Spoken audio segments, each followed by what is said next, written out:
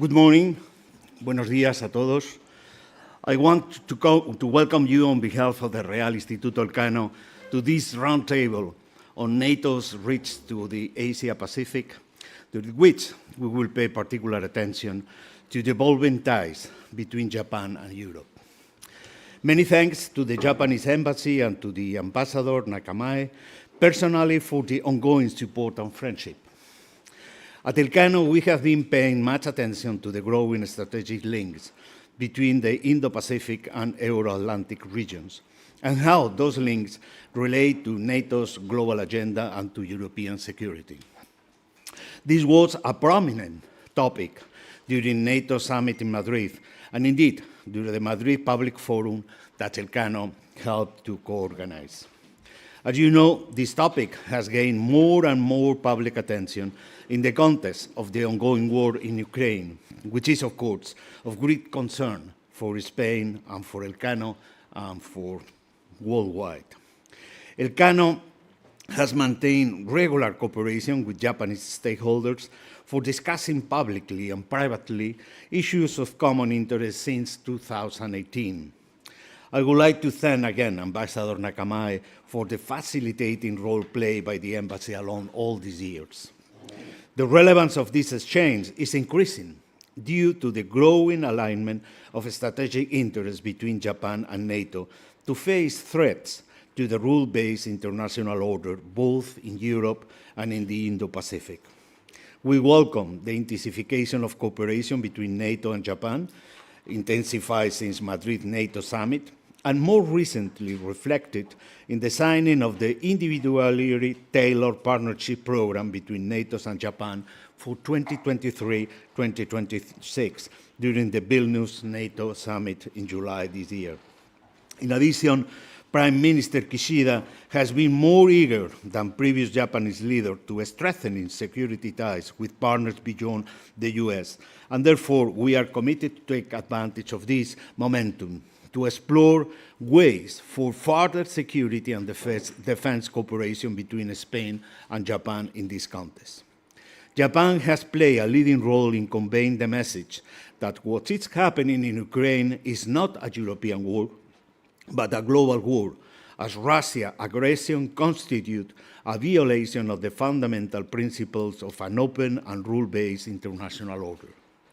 Prime Minister Kishida's leadership and determination in conveying this message has been very much welcome in Europe. And I think his recent Global City Award in New York is an excellent example of that. Today, we want to continue to discuss how European security dynamics interface with Indo-Pacific ones, with a particular focus on NATO. This is, of course, a very timely topic because, as you know, the leaders of Australia, Japan, New Zealand, and the Republic of Korea recently joined the NATO summit in Lithuania after joining last year's summit in Madrid. We expect this topic to continue to generate even more attention as the alliance prepares for its 70th anniversary and next year's summit in Washington. So I really hope that today's session can generate some concrete idea on how to take forward this agenda. Ambassador, the floor is yours. Thank you very much.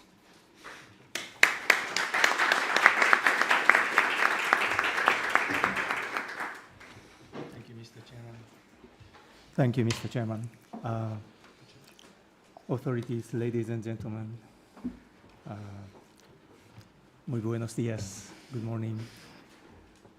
Allow me first to thank the Real Instituto Elcano and Mr. Chairman, Mr. Jose Juan Ruiz, for hosting this roundtable and for their kind invitation and hospitality.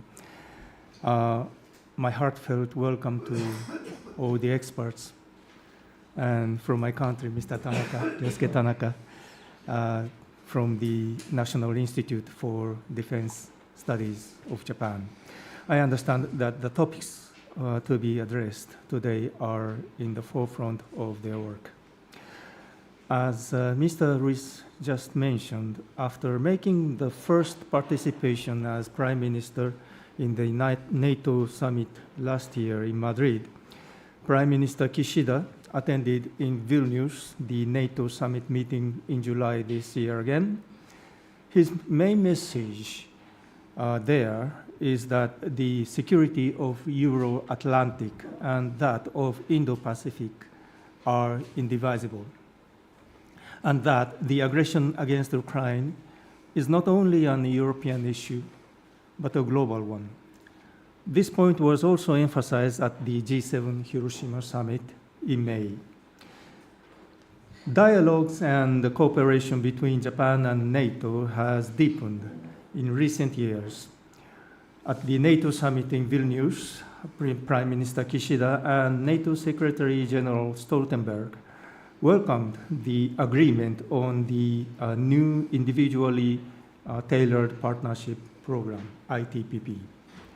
The plan sets out the basic approach and direction of future NATO-Japan cooperation in the light of the current challenging international security environment, and states that it is fundamental to enhancing NATO-Japan cooperation for the sake of maintaining and strengthening free and open international order based on rule of law. It is expected that cooperation between the two sides will materialize in line with this plan. Therefore, I believe that the holding of this roundtable today is very timely, and I very much look forward to hearing the insights of the experts today. Having said so, we regard Spain as a major player in NATO and are working vigorously to enhance our bilateral cooperation in the field of defense and security. Last year, a defense attaché was appointed to the Japanese embassy in Madrid. In January this year, State Minister for Defense of Japan, Ino, visited Spain and met with Spanish Defense Minister Robles and State Secretary of Defense Valcarce for policy dialogue. Director General level talks were held in Tokyo this April and is expected to continue annually. Japan and NATO are partners who share basic values such as freedom, democracy, respect for human rights, and the rule of law. And therefore, we need to work together to defend these universal values against challenges. Having said so, we are witnessing the division and confrontation that is increasingly prevailing globally. We are aware of desperate desire for peace and the pleas for help of vulnerable countries and communities. I would like to emphasize that our cooperation is always based on our shared commitments to a strong and effective multilateralism with the United Nations at its core, and always abiding by the principles of human dignity and rule of law. In closing, I am sure that this roundtable will provide an excellent opportunity for intensive and fruitful discussions on deepening specific cooperation between Japan, Spain, and NATO in the field of defense and security. Thank you very much.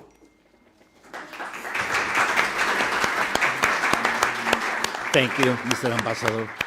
I'm going to pass the floor to Luis Simón, who is going to make the comments and to organize how we are going to have our debate tomorrow. Muy bien, muchas gracias, presidente, embajador, por la magnífica introducción. Switching to English now, and good morning to all of you. Just in case there is some confusion, given the uncanny resemblance, I am not Ana Palacio. But I'm just gonna take a few minutes to offer some introductory remarks on NATO's cooperation with AP4 countries and with Japan more specifically.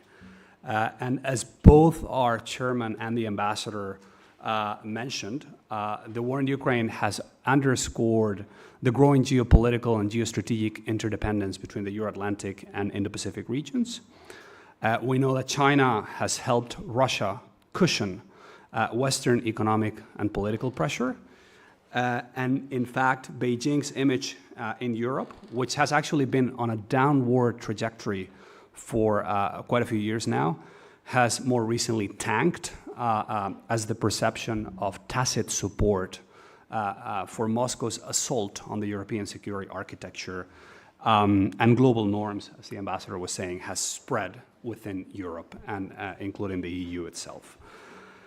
On the other hand, and both our chairman and our ambassador again alluded to this, diplomatic, economic, and even military support from Indo-Pacific partners, with Japan indeed standing out, but also the ROK, Australia, New Zealand, has been an important feature of the global response to the Ukraine war.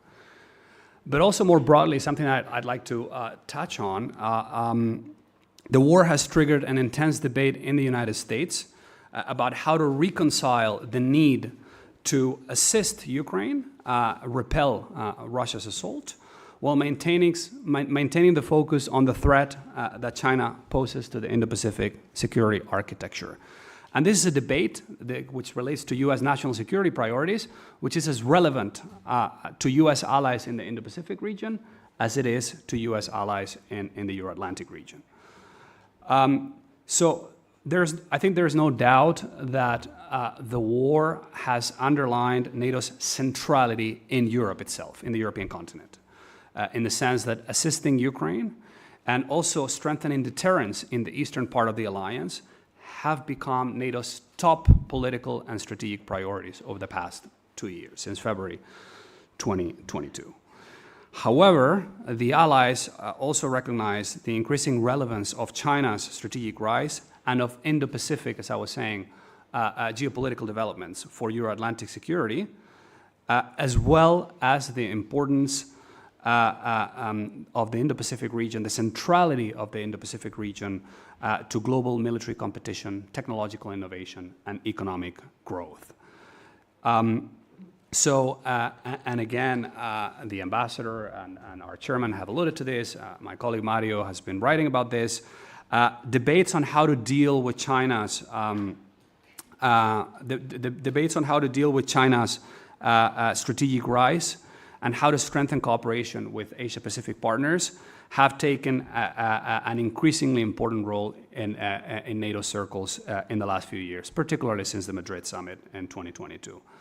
Having said that, ongoing reservations among some allies about framing China as a direct security threat or about having NATO directly engaged in the Indo-Pacific region itself sort of cast some sort of uncertainty around the scope and the future of NATO's Indo-Pacific and China agendas, or for that matter, the extent to which these two relate to each other.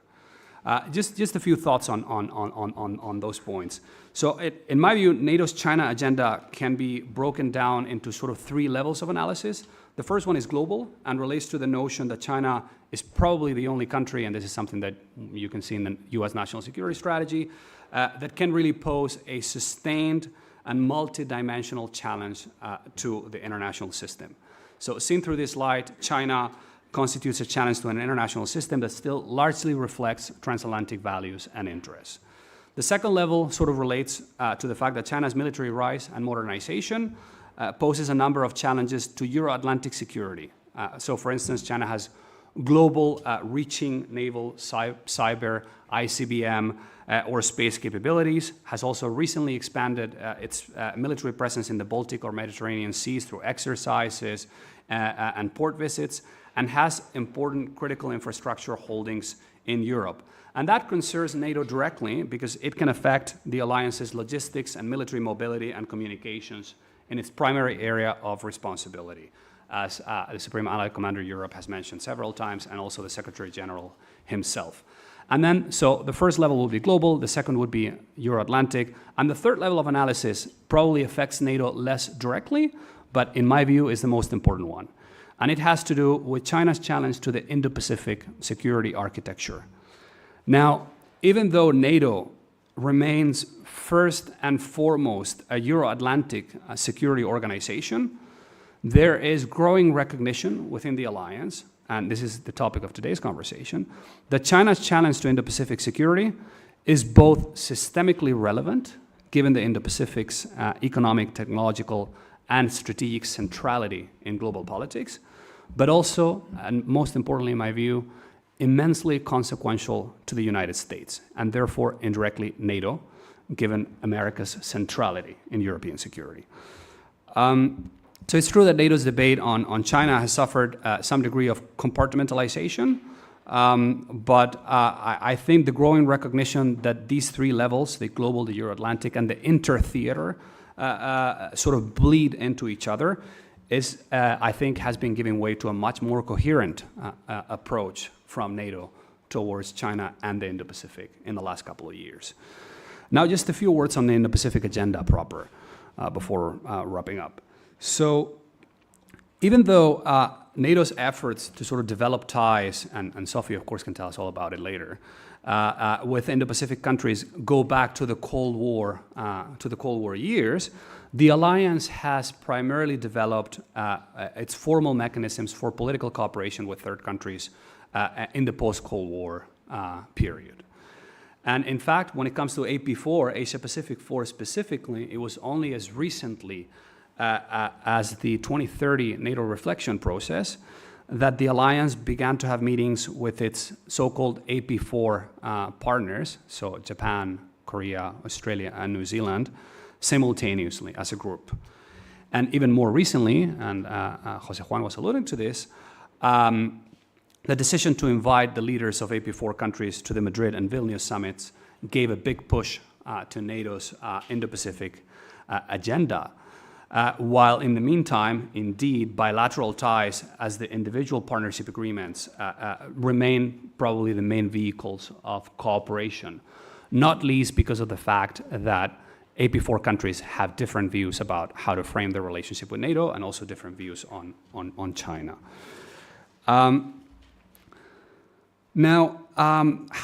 To what extent are these two agendas, NATO's China agenda and NATO's Indo-Pacific agenda, linked to each other? Well,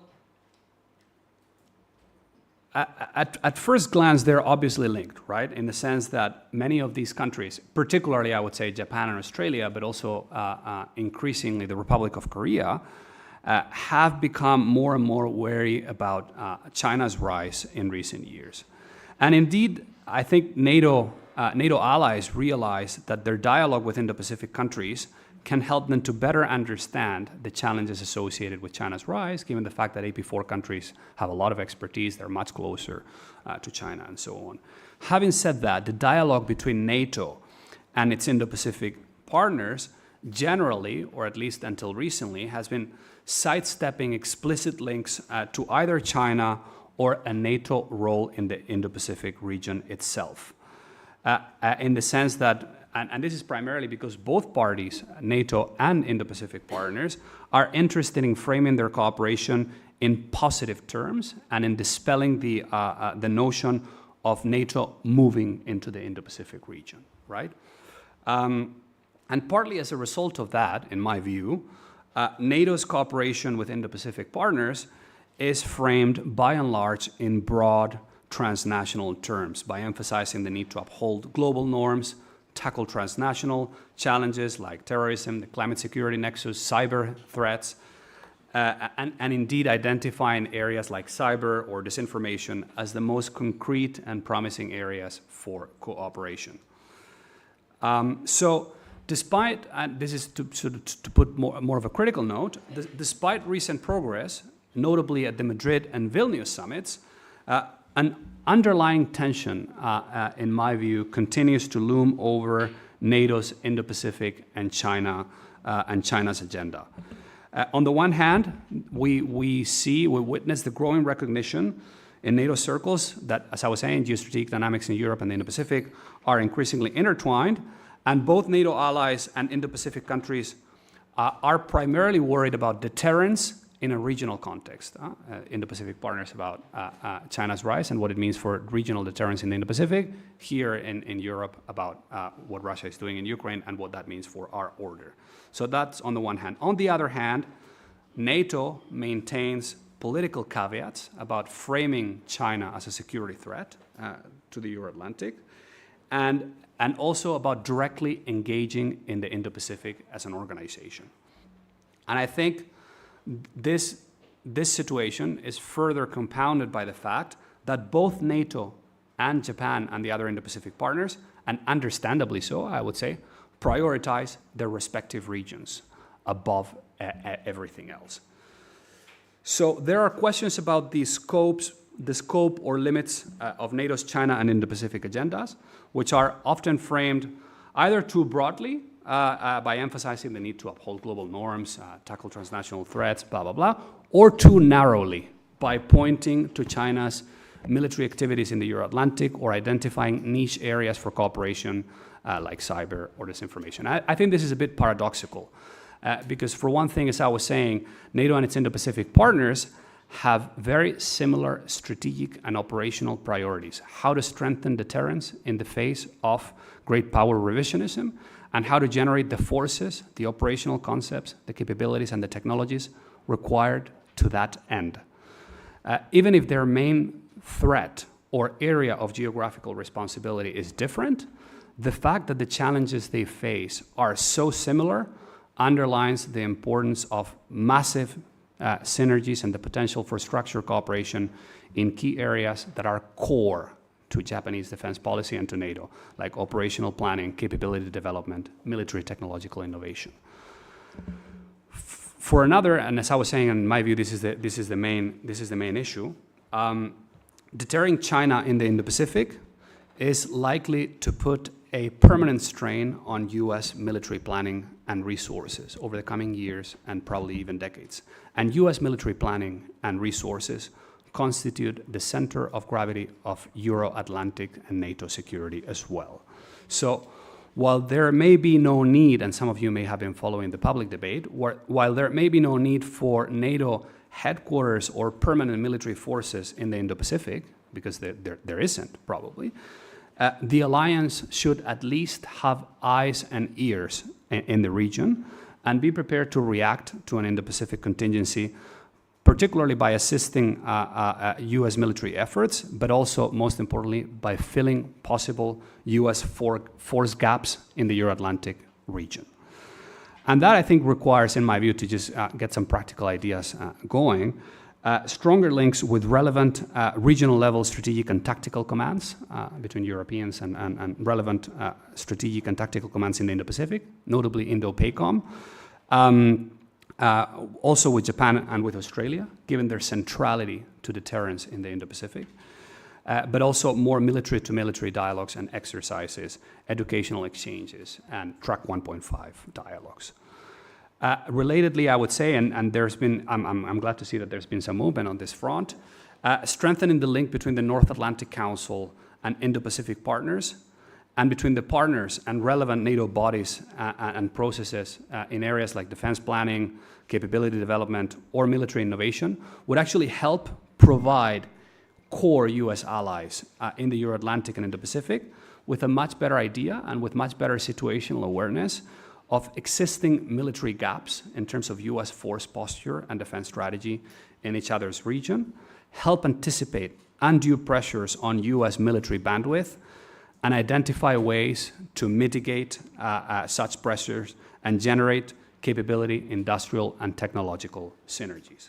So to wrap up, and I'll give the floor to Mario in a second, I think after Vilnius, after the recent summit in Lithuania, NATO, I think, needs to think harder about how to close the gap between its core mission, its core focus, which is strategic competition and deterrence in a great power context, and its China and Indo-Pacific agendas, to ensure that the China and Indo-Pacific agendas speak directly to NATO's core priorities.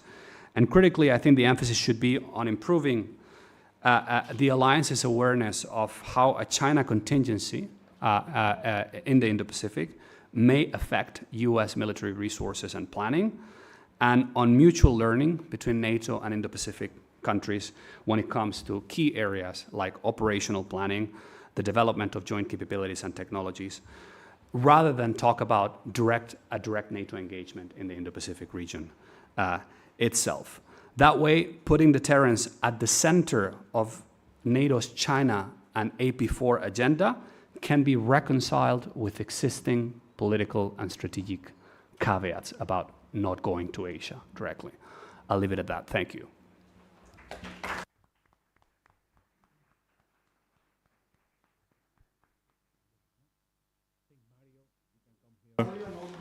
And all the members of the panel come here and try to address our audience.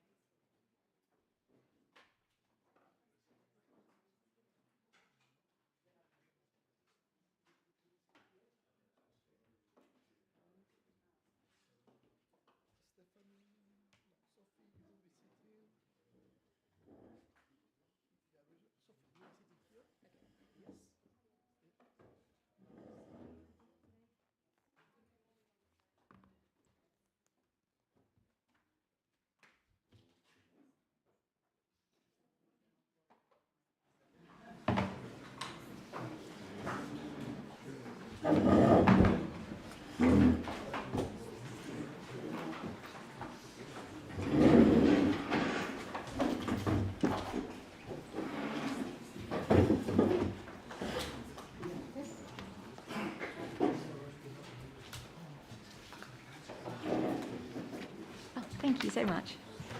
Thank you.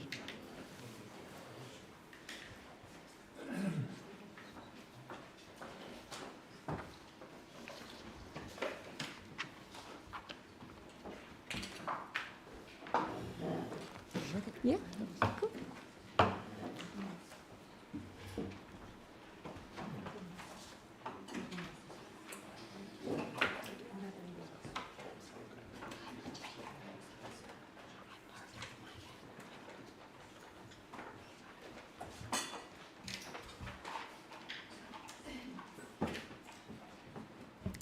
I think we are waiting for one more class. Sorry, I think we are waiting for that to say go.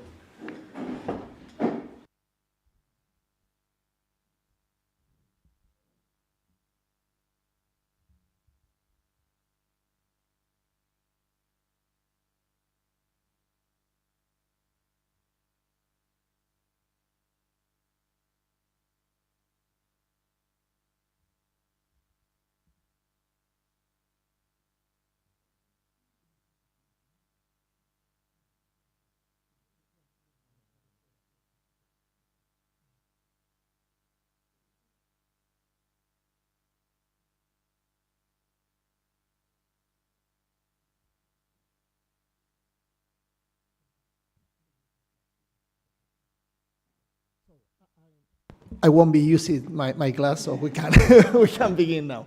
Okay, so first of all, I would like to thank the speakers for coming here to share with us their views on this very relevant topic. I was supposed, well, my name is Mario Esteban, and I'm senior analyst here at Elcano Real Institute in Madrid.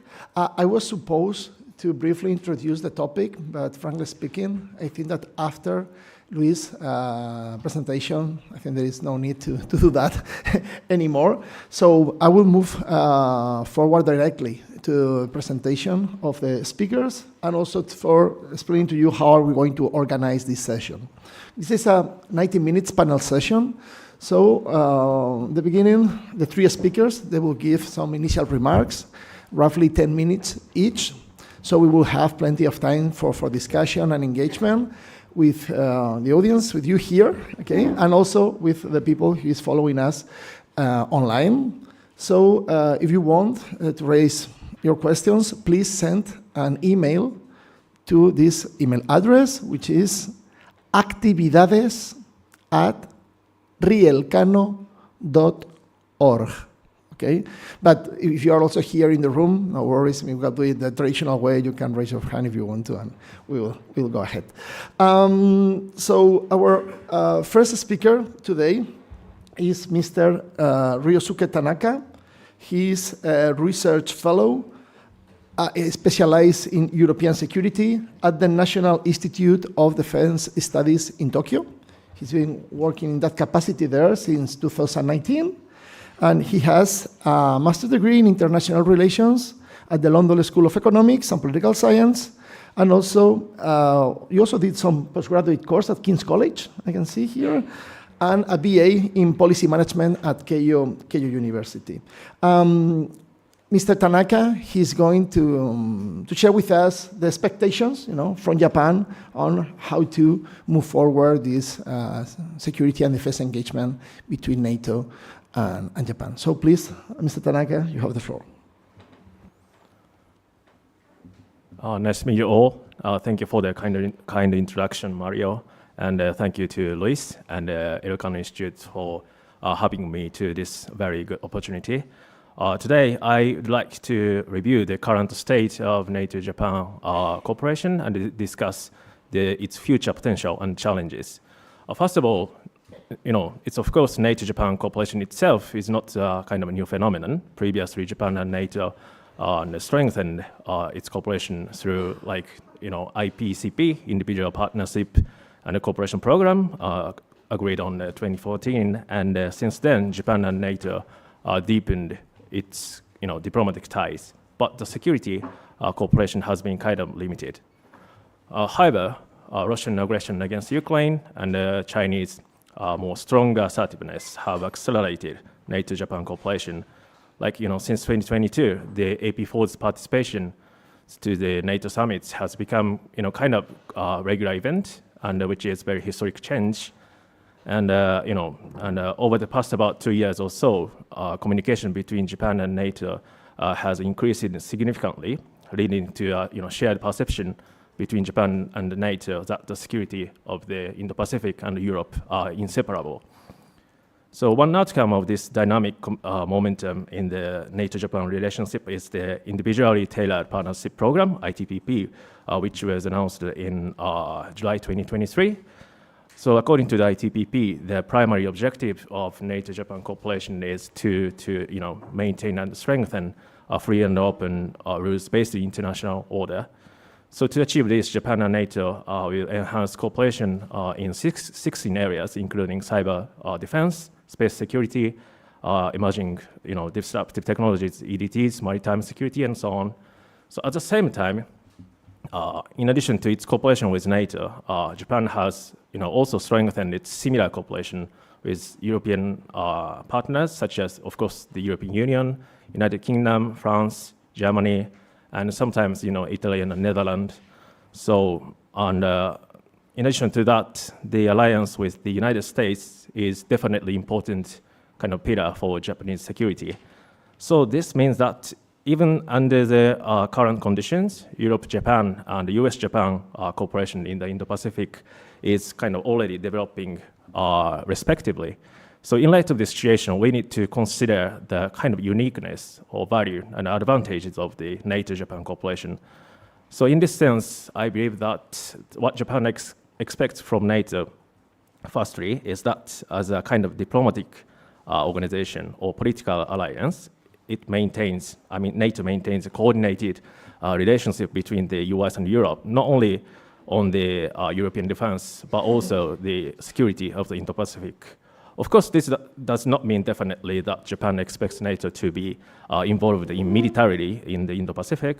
I would say what Japan expects from NATO is kind of that the US and the EU address concerns about China diplomatically with transatlantic common perception and coherence.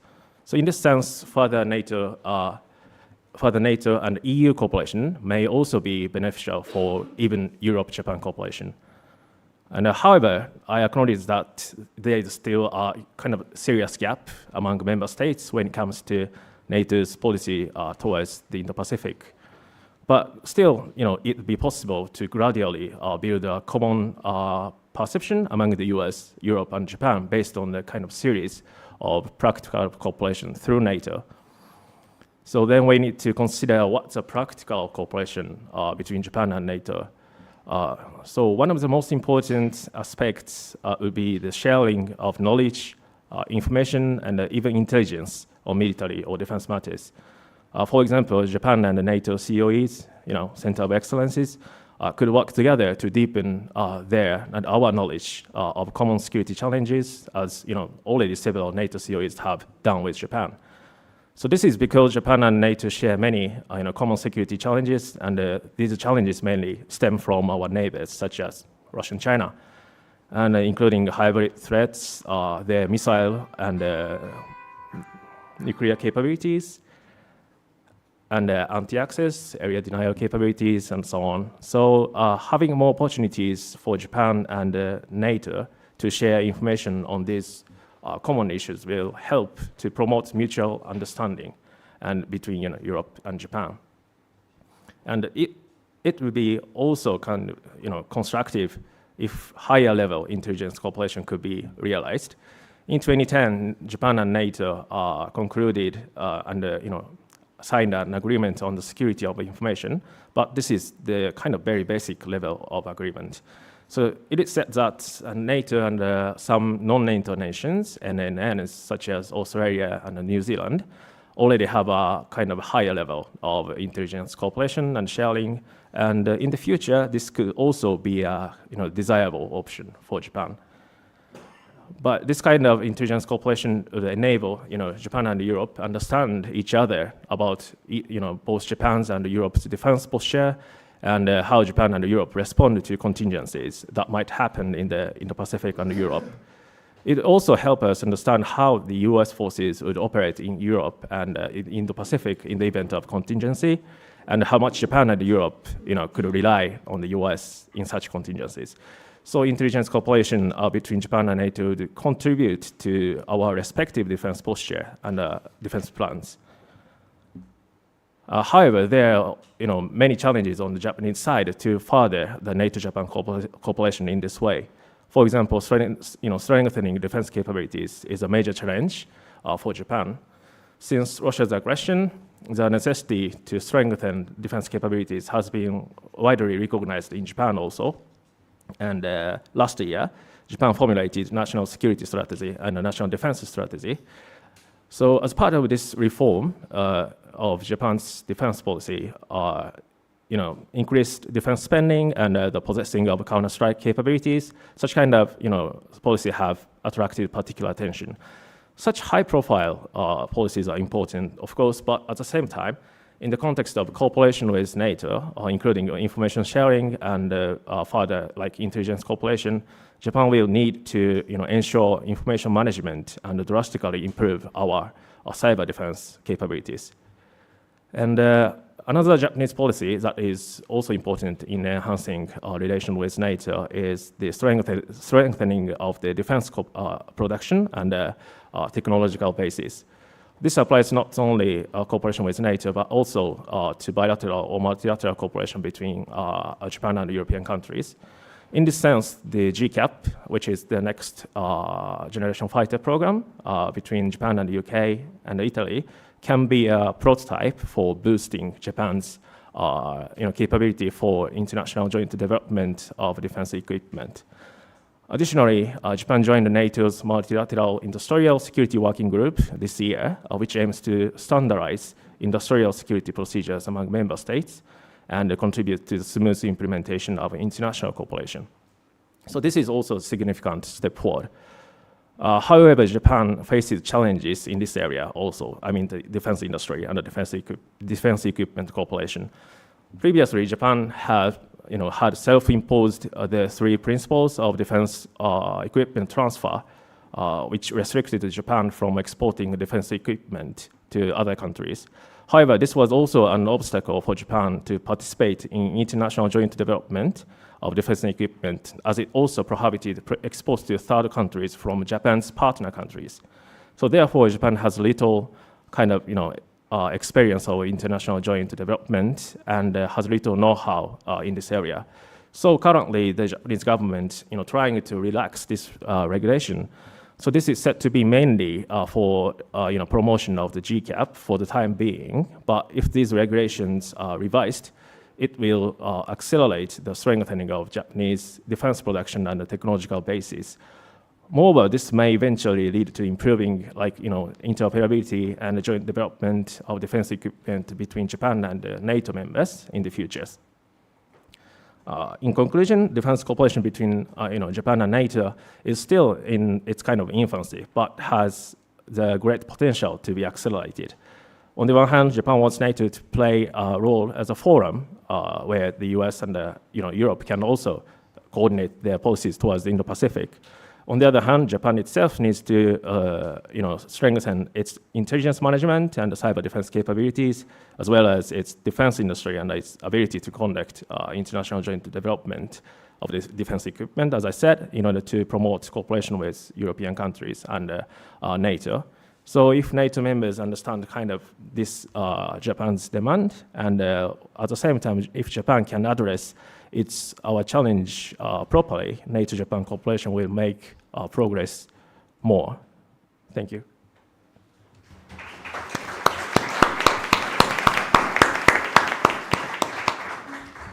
Thank you so much, Ryosuke, for this comprehensive presentation. And now we move to our next speaker. He will touch the same issues, but basically, in this case, from the perspective of NATO. So our next speaker is Sophie Larder. She is officer at NATO's Political Affairs and Security Policy Division since 2011. Wow. As an officer in this in the Global Partnership section, she has been working, and she's still working, on NATO's relationship with Japan, the Republic of Korea, and Mongolia, and also on the relationships with the Indo-Pacific partners more broadly. Between 2011 and 2020, Sophie worked on NATO's relations with Russia before coming to NATO. Sophie worked on the deployment of UK observers on OSCE election observation missions, and also in the private sector for London-based public affairs consultancy. She has a master's degree in international relations from the Department of War Studies at King's College in London, and a bachelor's degree in Russian language and history from the University of Durham. So please, Sophie, the floor is yours. Thank you for that introduction, and thank you for the very interesting presentation before. So as you said, I'm going to talk about this very interesting topic from the NATO perspective. Of course, as we've heard mentioned, we've just had our NATO summit in Vilnius with the 4 Indo-Pacific partners, second summit in 2 years, of course, after our groundbreaking summit, which was here in Madrid, 2022. And as has been mentioned several times, we also now have the newly agreed individually tailored partnership programs between NATO and Japan, as well as with the Republic of Korea and Australia. So as desk officer at NATO, working directly on both relations with the Indo-Pacific partners and with Japan bilaterally, I really welcome this timely opportunity to address the role of NATO's Indo-Pacific partnerships in enhancing our security relations between Europe and Japan and the wider region. It's really timely because at this moment, of course, because the security environment continues to be so deeply challenging. As we've said at NATO, Russia's brutal war of aggression against Ukraine means that the Euro-Atlantic area is not at peace today. And as we've seen, it has also had global consequences as recognized by our partners. Meanwhile, China's stated ambitions and coercive policies continue to challenge our interests, security, and values. And as we've agreed with Japan also, strategic competition, pervasive instability, and recurrent shocks define our broader security environment. So today I'm going to address NATO's overall relations with the Indo-Pacific partners, Australia, Japan, New Zealand, and the Republic of Korea, and then look specifically at our bilateral partnership with Japan. And finally, I'll go into a few of the opportunities and challenges I think we see ahead of us. So, NATO's relations with the Indo-Pacific partners. I would say over the past 3 years, NATO has increasingly seen the Indo-Pacific region as important and increasingly connected with Euro-Atlantic security. This recognition was, of course, encapsulated for the first time in a NATO strategic concept in 2022, the one agreed in Madrid, where we made clear for the very first time that the Indo-Pacific region is important for NATO, given that developments in the region can directly affect Euro-Atlantic security. Very important recognition. And that concept, allies also pledged to strengthen dialogue and cooperation with new and existing partners in the Indo-Pacific to tackle cross-regional challenges and shared security interests. 2022 was, of course, a turning point in many ways for our security environment, clearly, but also for NATO's relations with the Indo-Pacific partners. This came against the backdrop of Russia's war of aggression against Ukraine, and our partners in the Indo-Pacific have actually stood continuously in unity with NATO allies in condemnation of Russia, in imposing unprecedented sanctions, and in continuing support for Ukraine, including through NATO's comprehensive assistance package. it was particularly symbolic, I think, that we met at the foreign ministers level at NATO in April 2022 in the immediate aftermath of Russia's invasion of Ukraine in a format, in a platform that included 4 Indo-Pacific partners, Ukraine, Georgia, Finland, Sweden, and the EU, together with NATO allies. Particularly important moment for our security globally. Then in Madrid, of course, at the summit later that year, NATO leaders met with their Indo-Pacific colleagues for the first time ever at summit level. A really significant moment for us all.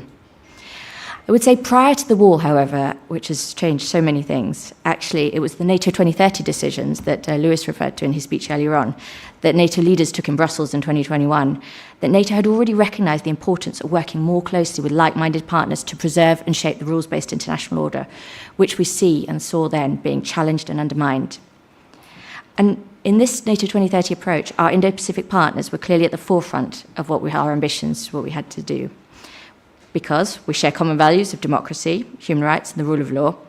We have long-standing individual partnerships with each of the 4 Indo-Pacific partners, but we also, interestingly, have engaged in dialogue with the 4 Indo-Pacific partners as a group dating back to as early as 2016, where we've addressed issues such as North Korea, China, and other security matters in this format in the North Atlantic Council. But following these NATO 2030 decisions, in fact, throughout 2021 and 2022, we worked together with our Indo-Pacific partners for the very first time to create what we called the Agenda for Tackling Shared Security Challenges, which was a way of drawing together an agreement on what we wanted to focus our cooperation on, including on areas ranging from cyber defence to technology, been mentioned by several here today, but also to things like maritime to security and the impact of climate change on security. So a very broad-ranging agenda. And since then, since that agreement, really we've been working on 2 things, I would say, in our overall relations with the Indo-Pacific partners. We've continued, firstly, our high pace of political engagement between NATO and the 4 Indo-Pacific partners. Vilnius summit, clearly, that we've just had, was the key moment. But we also had another foreign ministers meeting in April 2023, repeating the one that we'd had last year. The European Union, notably, participated in the NATO summit in Vilnius together with our Indo-Pacific partners, as well as the foreign ministers meeting in April 2023. But more regularly, at NATO headquarters in Brussels, we continue to hold regular North Atlantic Council meetings with these partners. In fact, we've held already 4 this year, where we discuss thematic issues as well as respective security challenges in our regions. But not just politically, but practically too, we've actually been working heavily on implementing our agenda for tackling shared security challenges across a range of topics with all 4 Indo-Pacific partners. But moving specifically now to NATO-Japan bilateral relations. Of course, Japan is, as we've heard, one of NATO's longest-standing global partners, with our engagement, in fact, dating back to the 1990s. We've said many times that Japan is one of NATO's closest and more capable partners, including the Secretary-General when he visited Tokyo earlier this year. And as we've agreed in our ITPP, of course, and we agreed as far dating back to our political statement in 2013, we are reliable and natural partners. We share common values of freedom, democracy, human rights, and the rule of law. And we expressed this, of course, in the Individually Tailored Partnership Programme recently. But as well as these values, it's clear we do share a very similar analysis of the complex global and regional security environment. It's very important, I think, that Japan has been at the forefront of making clear that Russia's war of aggression against Ukraine has had global consequences. Prime Minister Kishida's warning that Ukraine today could be East Asia tomorrow testified to that early in 2022. Japan has also contributed significantly to NATO's support to Ukraine through the Comprehensive Assistance Package. And I think for security and in the Indo-Pacific itself, Japan's new national security strategy is a real testament to the seriousness with which Japan views its security environment in that region. We share common objectives, now NATO and Japan, for deepening our long-standing partnership, which we committed to do over the next 4 years through the 16 different goals we agreed in our Individually Tailored Partnership Programme. Some of these cooperation areas that we alluded to in that new partnership programme, we actually have a long-standing history of working together on, things like maritime security or science and technology, very important areas of work. There's also disaster relief and humanitarian assistance being another really important topic.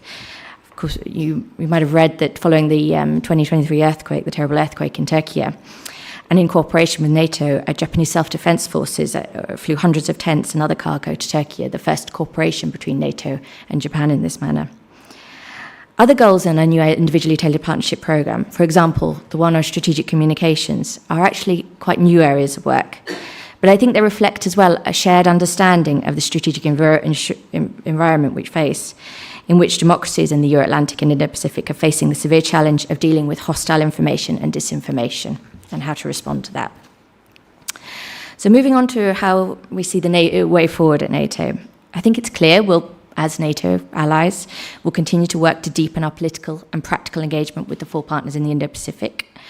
We'll do this multilaterally through the agenda of tackling shared security challenges, but also, and I think very in practical terms, through our extensive and unique bilateral partnerships such as Japan's. And this is why the individually tailored partnership programs are such crucial documents. I mean, we have them, we're working on them with all of our partners, but they really allow NATO and the partner to express the specific interest for cooperation and the overall strategic objectives we want to achieve over the 4 years of work. So it's a very ambitious document. At the same time, I think it's important for me to underline at this moment that it's not about NATO working in the Indo-Pacific region as a security provider. We do and we will remain a Euro-Atlantic security organisation. What we want to focus on is about working together with our 4 partners on the basis of common interests and in the face of growing challenges. I think this is first and foremost because it's clear that in today's interconnected world, the challenges we face are global. Security challenges like cyber defense, emerging and disruptive technologies, the impact of climate change on security, and hybrid challenges like disinformation, as I've mentioned, are common to Europe and Japan alike. That's why we're working closely together on these topics.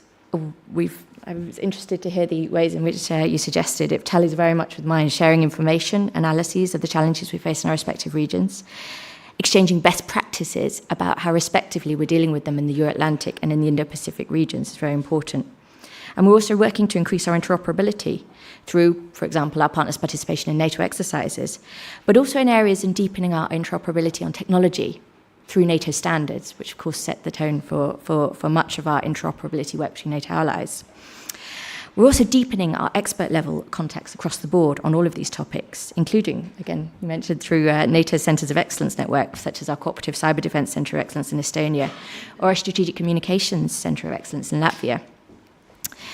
So I think just bringing all this to a conclusion, and our position about this is, I think, really, NATO's relations with the Indo-Pacific bring together quite a unique framework. They bring together our North American allies, European allies, and the 4 Indo-Pacific partners in one single platform to address global security challenges from a political perspective, as we've seen at the highest level, but also on a deeply practical perspective, dealing with security challenges that we've had for many years, but also new and emerging ones that we're increasingly seeing today. I think at this critical moment for security, it is absolutely vital that we continue to search for ways to do this at an even more deeper level across the board. Thank you for your attention.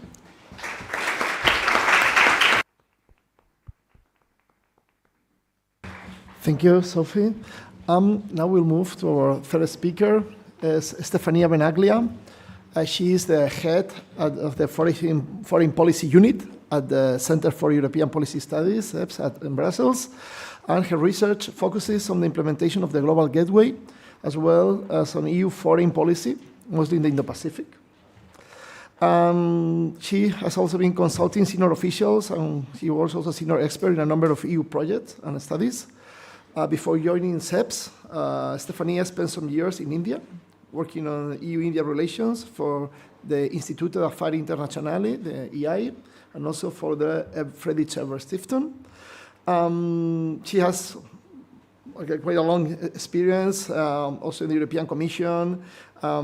She also has many, research and education stays in different countries, and I would like maybe to underline, that you have a master's degree at the SAIS Johns Hopkins University, right, on international affairs. Stefania, she's going to elaborate more on the European dimension, of this growing security and defense cooperation between NATO and Europe. So, Japan, please go ahead. Thank you very much, and thank you for the kind invitation. Indeed, today I've been asked to provide a European perspective, and I will actually do so by inserting slightly different elements, because I actually look forward to an engaging discussion after. So my presentation will actually focus on complementarities so that we can have the full picture. And I start by actually sharing my main message, so when you're still fresh and you're still listening. My main message today is that today the EU should leverage on the non-traditional security to actually stop the trust deterioration with China and improve the security on critical infrastructure. But let's take a step back. So where are we? What is the context? The context is where starting point is that the Indo-Pacific for Europe needs some convincing. If I can draw a parallel, the Indo-Pacific stands for the EU a little bit like what Ukraine stands for Asia. I mean, it's far and it needs a little bit of convincing to actually understand fully how important it is. Truth to be told, actually, I mean, it takes an extra effort for a small landlocked country to have a defined policy in something which is perceived as a faraway region. Because until now, that's fair, and I'm very straightforward in my presentation, as you can already see. The foreign policy of the EU prioritized the eastern and the southern neighborhoods and the transatlantic relations. And what is left, it's actually more conducted on bilateral level terms from member states. So to actually have a consolidated position for the EU member states is something that should not be taken for granted, and we will stress this several times. Because of course, as long as there is unanimity, setting out a strategic foreign policy in an area that has been not traditionally the core business of foreign policy is, again, not an automaticism. We've done some progress, so there is good outcome on this. We've seen that already 5 member states already have appointed an Indo-Pacific special envoy or ambassador. We have here in front row the Spanish one. We have France, the Czech Republic that had the presidency and actually has appointed a special ambassador, a special envoy. The Netherlands and Sweden already have a special envoy. And of course, we know that in 2021, the EU issued the Indo-Pacific strategy. And by the way, I would actually point out that by now we should actually do a little bit of a follow-up about where we are with that strategy, because since then, of course, and again, proving my point, the core of the attention diverted, because we all know what happened in the meantime. So my first point is that we should not take for granted that the EU understands the Indo-Pacific as a priority. We need to have a constant and a conscious effort to keep it high on the agenda, and that should not slip our mind. The second point is actually to give a key on how the EU reads the Indo-Pacific, which is economic lenses. If we actually look at where the EU puts its political capital, is to undertake FTAs in the region. And we see that the ongoing negotiations and the latest concluded agreement, actually we see that Asia emerges clearly as an area where the EU is investing. The EU is currently conducting negotiations with Australia, Indonesia, and India, and there is somewhat a degree about, should we actually open up one with ASEAN? So clearly we see that Asia is the place where EU is investing in these terms. And we see also, the strategic partnership where there have been the latest strategic partnership that the EU did. There is India, which is a strategic partner since, it's a historical one, since 2004, sorry. But then the 2 latest additions are Japan and ASEAN. Again, this is actually the region where there is a political investment. And the strategic partnership, while the strategic partnership with Japan is actually steadily growing, and both in depth and it's wide and deep, the ones with India and ASEAN actually need a little bit more emphasis and more work there. Another element on the way the EU reads the Indo-Pacific is the global gateway. And why global gateway is important for today? Because, of course, this is not an automaticism again. But if we actually manage to use global gateway in a strategic way, and we can, of course, have a conversation of how to do that, connectivity address issues such as critical infrastructure, both in terms of energy and in digital terms. In addition to a more straightforward, sustainable, and resilient supply chain, which, of course, is a direct impact to our lifestyle.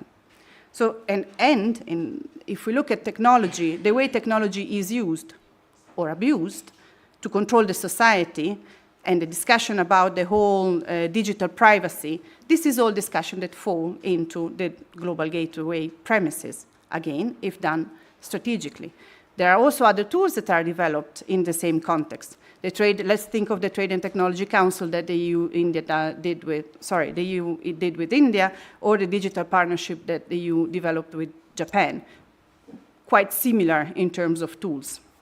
So we see that that is actually a way of talking about non-traditional security in a different context. And this actually leads me to the third part, which is indeed the definition of security. And why I started by saying that the EU should actually focus today on the non-traditional security. Because we have touched about already the security, the traditional security aspects, but without entering on EU-China bilateral relations, which is, of course, another discussion. But it is quite fair to say that today that the trust is eroding in Brussels and in both sides. And I feel that we are kind of approaching a tipping moment, but we still have time to actually address this issue. So if we actually take the strategic and appropriate action today, we might actually still be able to have an outcome tomorrow, which is much more positive than if we simply let things happen without a strategic approach. And with this in mind, I feel that the non-strategic security today, again, actually offers more room to address the trust issue than the traditional security. And this should be seen actually work in parallel tracks. I'm not at all dismissing the important work that is done in traditional security, which have been elaborated a little bit and can be elaborated further during the discussion. But of course, as we did not touch on the non-traditional security, I want to emphasize on that one in my presentation. Why did I also start with the trust issue? Because it is, again, a matter of timing. There is, of course, good ongoing work on the traditional security aspect. We think of the PESCO development, the whole security infrastructure, and I'm not going to list them all right now. But these things, to harvest results, take time.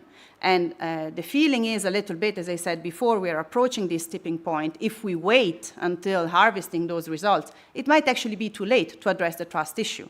So we now have an opportunity for the non-security, in the non-security field, to actually instill a change in a timing fashion. Climate change is actually this is a perfect example of a non-security threat. And actually, that is, to me, a quite straightforward threat, because, I mean, it is common, it is evident, it threatens us all to the point of existential threat. So if that is not a threat, I really have a hard time to define a threat where we all have commonality behind.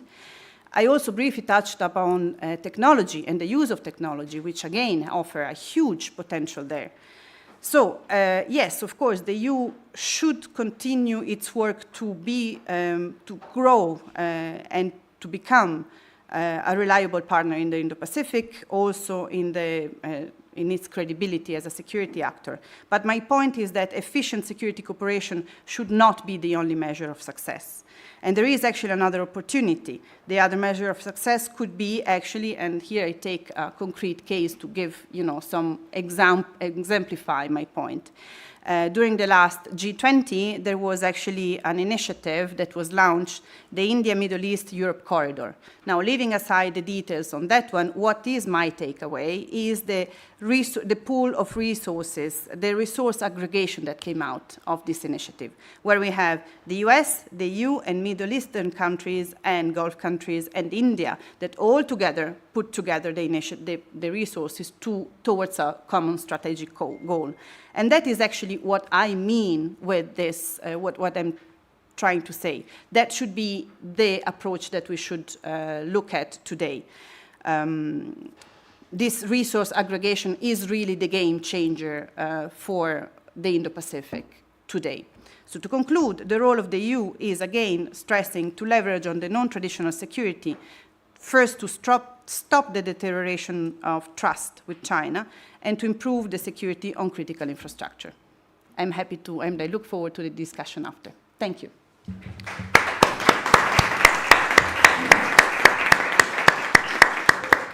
Thank you so much, Stefania. So we are going to kick off the discussion. Since our audience here, you made the effort to came, physically, and for joining this event and this discussion. So I think it's just fair to give you the floor in case someone would like to raise some questions.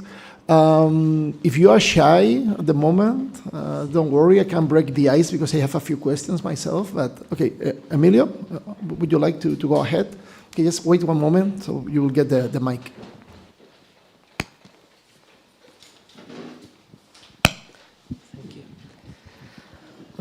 Thank you very much. Your interventions have been very thought-provoking. I'm going to go out a little bit out of focus. With the AP4, we have Japan, South Korea. In a certain way, NATO is looking at the Korean Peninsula and the East China Sea. With Australia and New Zealand, NATO is looking at the Southern Pacific. But I feel that we are missing some very important spots in the Indo-Pacific. The Bay of Bengal, the Northern Indian Ocean, and the Straits of Malacca. I know that the approach cannot be the same as we have had with the AP4, but I would like to know whether NATO is thinking of setting any kind of, framework, or if it's looking now to these areas that to me can be very contentious areas in the coming future. Thank you. So we are going to gather, okay, two or three questions.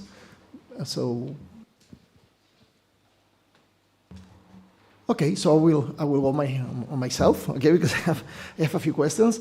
One is related, okay, with what Stefania said about these non-traditional security issues, which are also very relevant in security cooperation between Japan and Europe. Particularly, there are a few areas in which it's quite obvious that Japan and also the other Asia-Pacific partners, they have particular experience. Things related with economic security. I mean, it's quite obvious. They all have experience with economic coercion, that they have suffered. It's very obvious. And they all have interesting experience in trying to de-risk their engagement with China. And these issues now are at the core of the debate, in many European capitals and also in Brussels. So I would like, to hear the thoughts of our speakers on that, in particular, because the ITPP, the individually tailored partnership program, it does not include economic security, if I'm not mistaken. There is a list of 16 topics, areas for cooperation, but economic security is not there. So, I think it's a relevant thing to talk about. I will go also with another question. I have many more, but let's stick just to three from the beginning, which is related with something that Luis mentioned before, and I think is a key issue in this whole debate, is the concept of deterrence, because deterrence is at the core of the things that NATO and Japan could do together, not just about the AP4, both in Europe and in the Indo-Pacific. And more specifically, when it comes to NATO-Japan relations, this, and the link with deterrence, this discussion about the opening of a NATO office, in Tokyo that was discarded, you may have seen, the news about particularly a French opposition, to that. I would like to ask the speakers, what do you think is the message in terms of deterrence that is conveyed, when, when it's declined, to open this office, and the reasons, that have been put on the table to that, because I think, as Luis mentioned before, that deterrence is one of the key, things that we should be discussing. So. Maybe we can go now in reverse order. Is that okay for you? We go in reverse order now?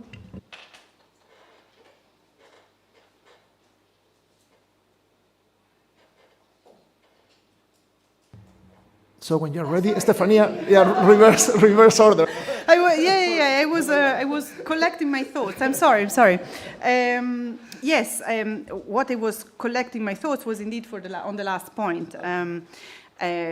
Deterrence, I actually flip it because deterrence is antonym to alienation, which is also another thing that we should be very careful not to stretch it. And that is really the fine balance that I think should be found right now. And right now, and really I talk about perhaps a 12-month time, is the momentum for that. Because we have seen clearly the militarization of the region. There's, there's no question about that. So in that direction is already taken.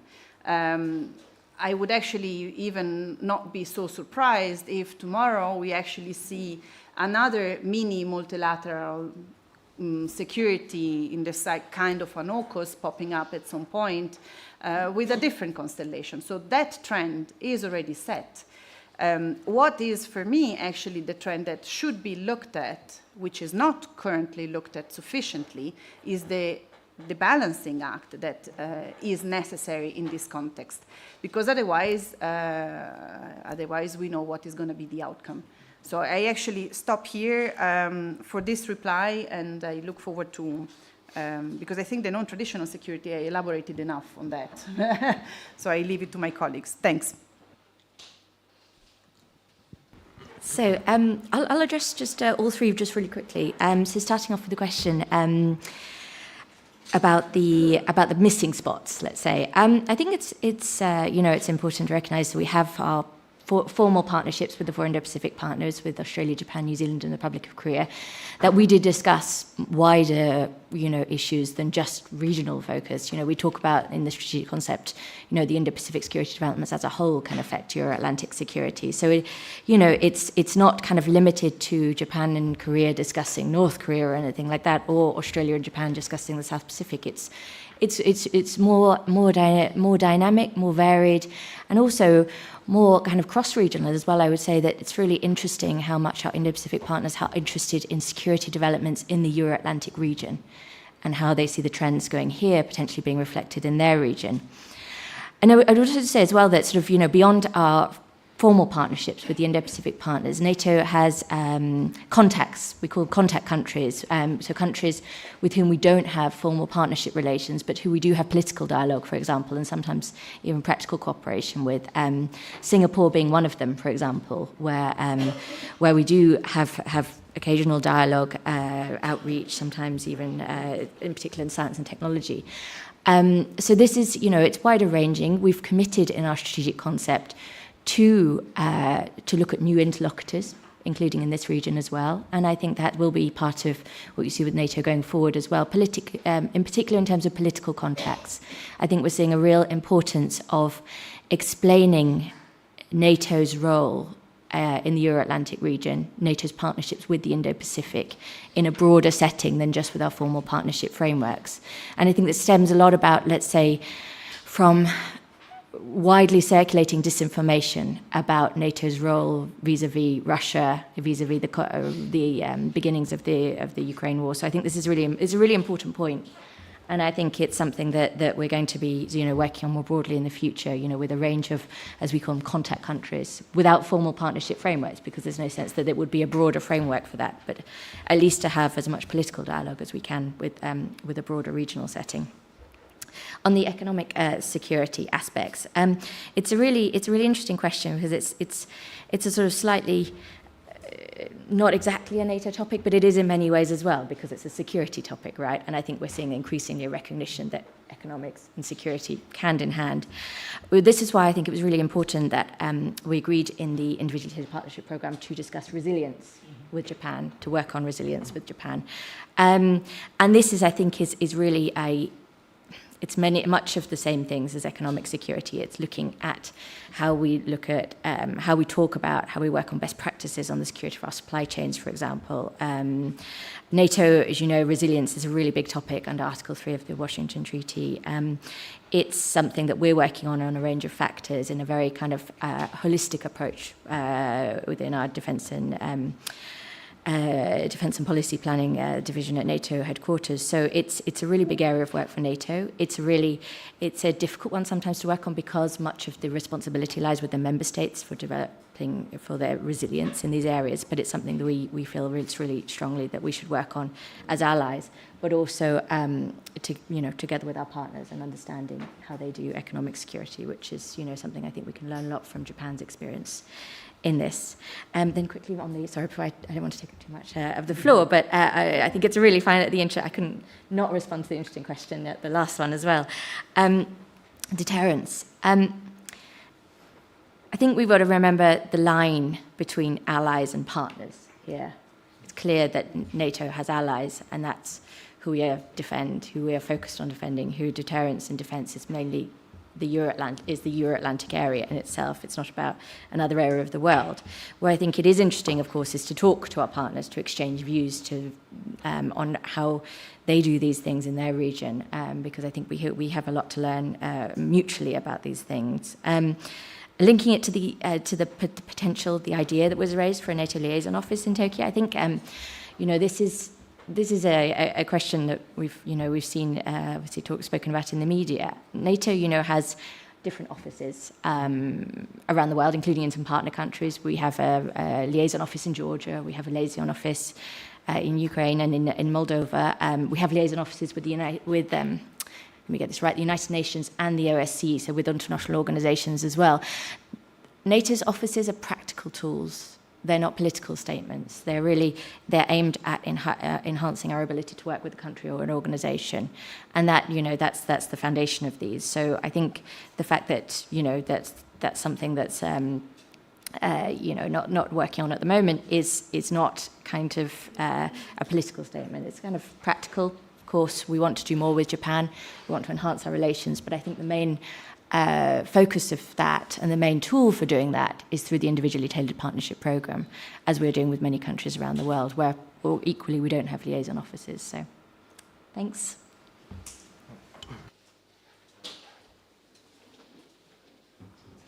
So there are lots of points we have to make mention. But firstly, when it comes to the economic security, I'm not sure what kind of cooperation between NATO and Japan, cooperate on the economic security, because exactly, Japan has probably some knowledge about how to deal with Chinese economic security problem, and Japan, China economic relations and so on. Especially since around 2010s, the problem of the southern part of Japan, I mean the Senkaku Islands and such kind of areas are kind of very problematic between China and Japan relations. And since then, we have been forging kind of how to, prepare the kind of economic continuity with the China. But still, there are lots of problems I think. And the economic cooperation with Europe, I think this is more about the cooperation with Europe and the EU, not probably NATO, I think. Like in 2023, this year, July, EU and Japan, summit, the joint statement said that not only about the economic security, but we also, we are grading up even the security cooperation. But such kind of security cooperation also include the economic securities, like protecting critical infrastructures and strengthening the resilience and supply chains and so on. So I would say still it would be difficulties to find a cooperative way in Japan and NATO, but there is still we can find a kind of hint to cooperate with NATO and Japan in economic security. Like, as I said, what Japan expects from NATO is to maintain an institution that maintain the coordination with Europe and the EU. So, EU and the United States. So in that sense, in 2021, the United States and European countries, the EU, established the Trade and Technological Council, TTC. And they have been talk very much about their security and economic security issues in mind with probably Chinese, challenge from the Indo-Pacific. So in that sense, actually in the economic security, we means Japan will cooperate with European countries through EU, but the EU, if EU, enhance cooperation with NATO on the security, economic security cooperation, and so in that sense, still there is a possibility that NATO and Japan can enhance cooperation on the economic security. And the other point is about the NATO's office in Tokyo. So that was not realized because of the French opposition, and I don't think this is kind of actually originally this issue is not a big issue for Japan, because as Sophie said, the Tokyo office, liaison office, is just a one-man office around Tokyo, and very practical, just to promote the contact with NATO. So in that sense, that should not be the big matter. But because of the position of France, probably the media reports very exaggerated the problem, and so. In the context of deterrence, so in the first place, Japan don't, rely on the NATO or NATO don't, or Japan don't expect NATO's commitment to some contingency in the Indo-Pacific, definitely. So in that sense, even NATO once canceled the opening institution, the liaison office in Tokyo. That does not matter for the deterrence. And from the European commitments to the Indo-Pacific contingency, probably the institution is not a problem, but each country's intention is more, important. Of course, what is interesting is that before 2019, no one talked about the possibility about European countries' commitment to the Indo-Pacific contingency. Probably Taiwan contingency, but since 2019, 4 years passed since then.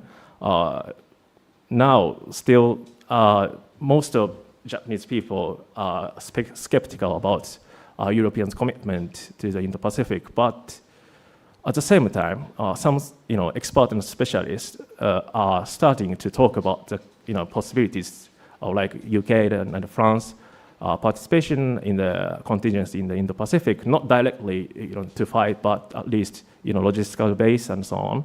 So in that sense, what I want to say is the NATO's liaison office don't relate to too much, is not related to the kind of deterrence, but what is more important is each European commitment to the deterrence of the Indo-Pacific. Thank you.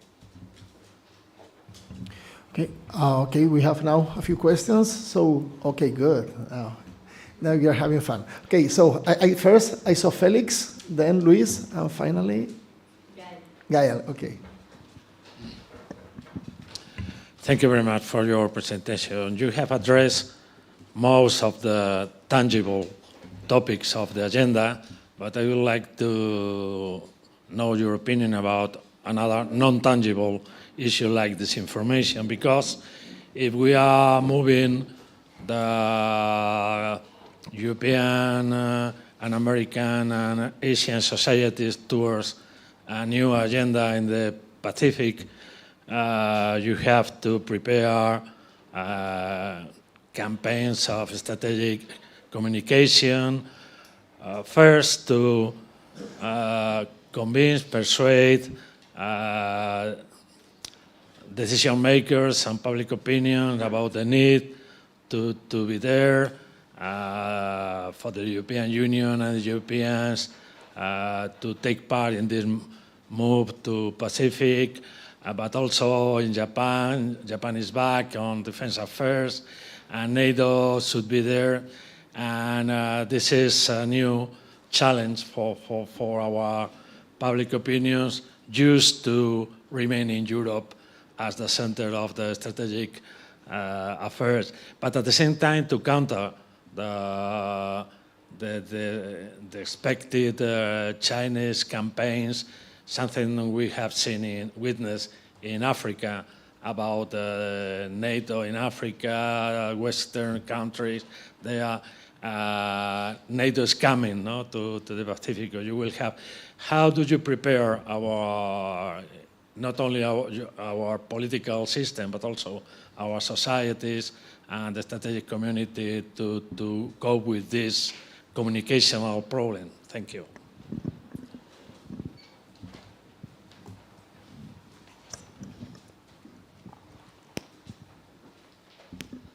Thank you, and thank you for the very interesting presentations, all three of them. Very much enjoyed.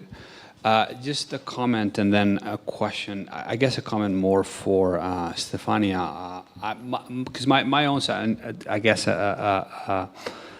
sort of disagreement in the sense that my sense is that AUKUS, or for that matter, the ongoing trilateral dynamic between the US, Japan, and the Republic of Korea are rather a response to China's jaw-dropping military modernization and growing assertiveness. We are seeing violations of Japanese airspace on a daily basis. We have been for years, and not just Japan.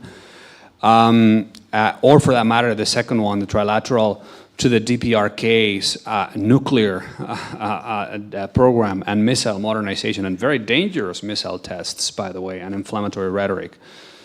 So my sense is that it is that which is driving growing cooperation and not the other way around. And I would personally be very careful about implying otherwise, or for that matter, saying that Russia is doing what it's doing in Ukraine because we've alienated her, which is not something that you said, but some other people are saying. And then, yeah, no. No, that's no way that they... No, I know.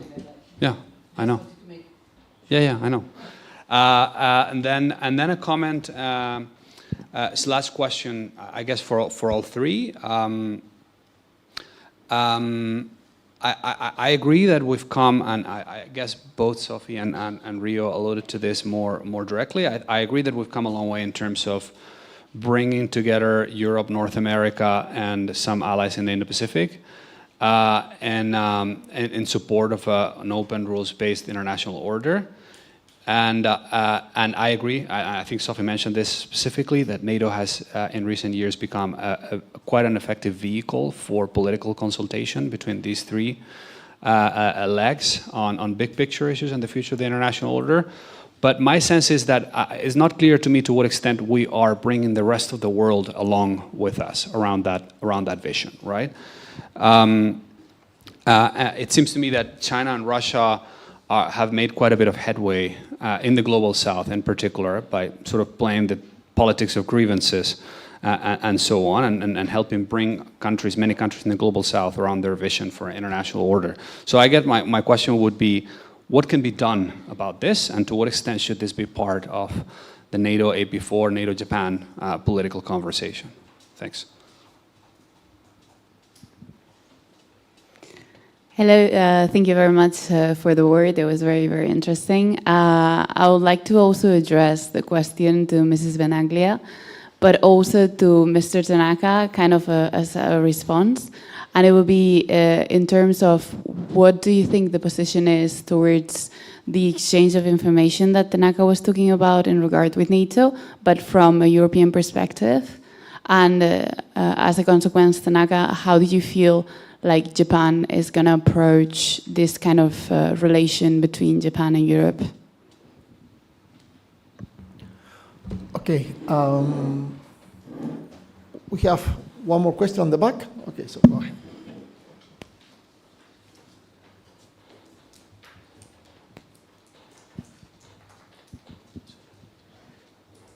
Thank you for your presentation. I have two questions for the whole panel.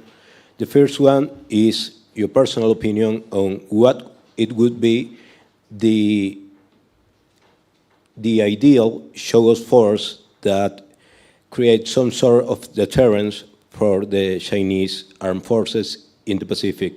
The second one is if that electronic warfare is actually taken into account in this new renewed reach? Because we are, like the gentleman in that table said, we are entering a new age of IA, disinformation, electronic campaigns.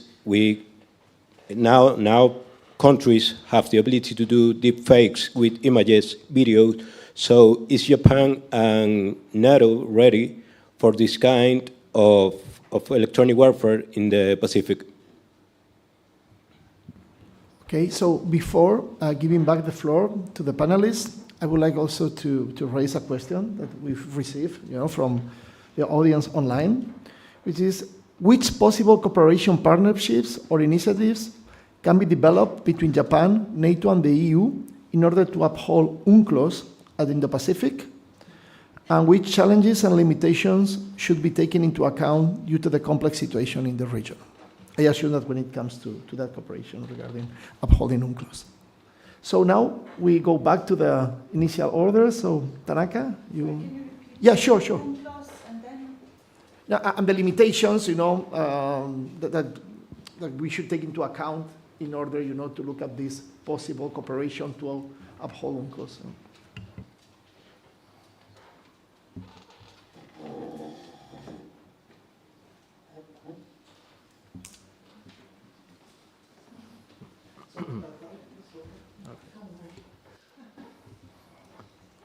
Thank you for the questions. So first of all, I would like to mention an answer to the question from Luis about how we means Japan and the European and the US need to address the concern from the global South countries, which sometimes cooperate with Russia and China.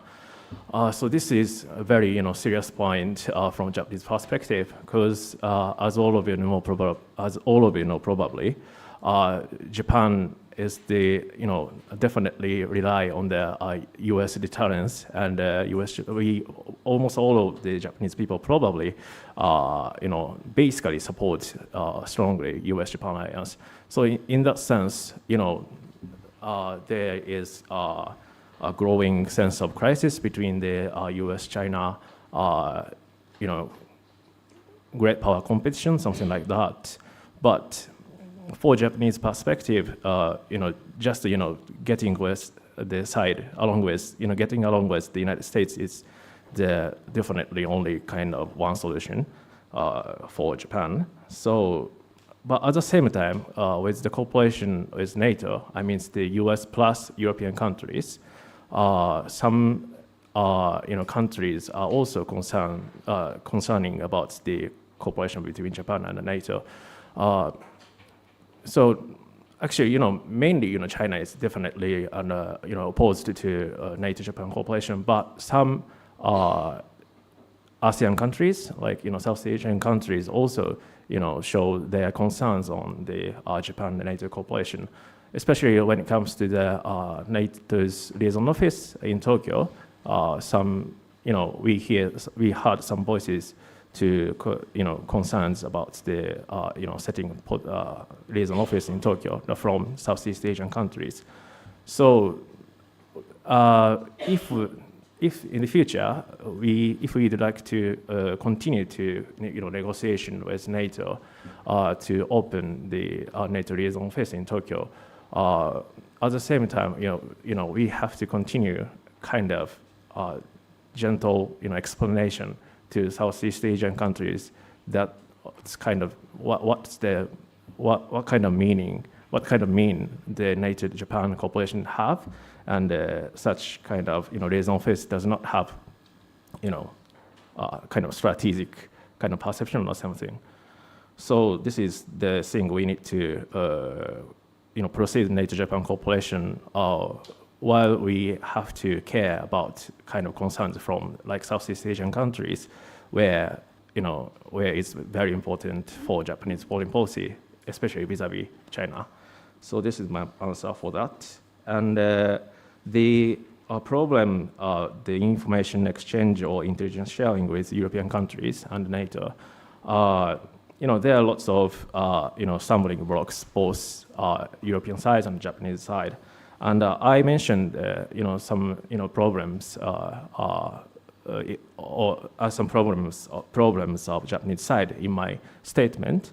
But I feel that there is a lot of, problem in European countries probably. Of course, NATO is, of course, the alliance of the 32 countries. So even, having said that, they are cooperating with intelligence cooperation, of course, but there are also kind of limitation because, there is kind of problem to share very serious intelligence among, member states. So to what extent NATO and Japan cooperate on intelligence sharing?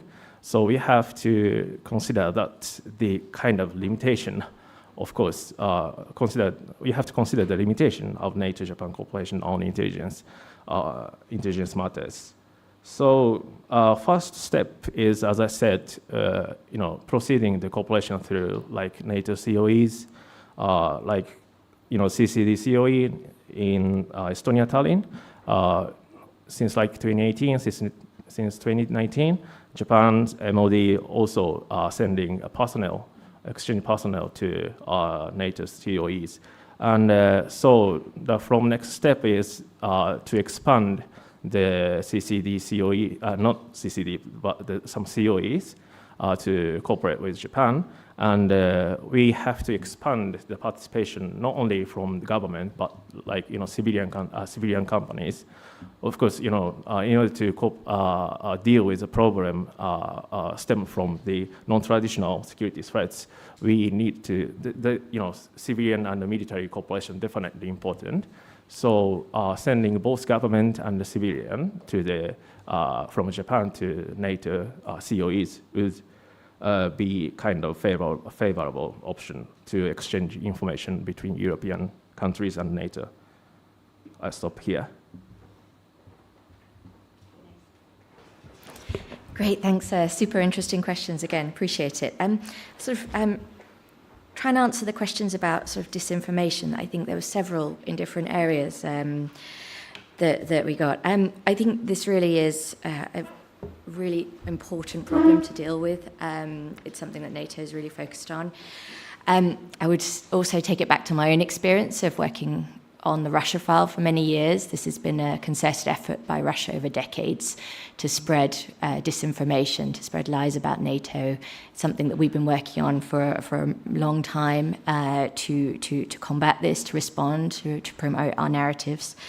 Dealing with those questions, NATO enlargement, et cetera, responsible for everything wrong in the world.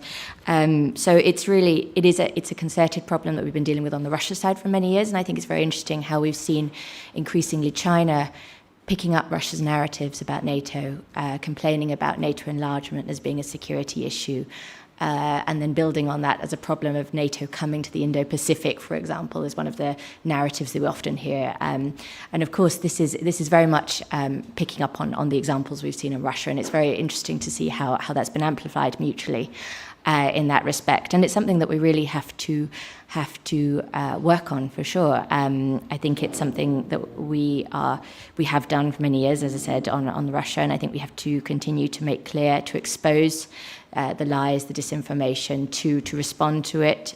We've got a very good NATO website page called Setting the Record Straight, which we continue to update because we have to continue to respond to disinformation from both Russia and China. But I think it has found, let's say, fertile ground in areas of the world, and there is a sense that this is being picked up. It's being seen quite strong, sort of mixing of the different disinformation themes, including the latest thing about the Indo-Pacific. So I think this is really important. I think we have to be very clear as NATO in our message, as I said before, about deterrence and defence in the Euro-Atlantic area. We're not going to become an Indo-Pacific security provider. That's clear. We're not going with military forces to the Indo-Pacific as NATO. I think all these things we have to be extremely crystal clear about and continue to make clear this message, these narratives, wherever we can, including alongside our partners as well.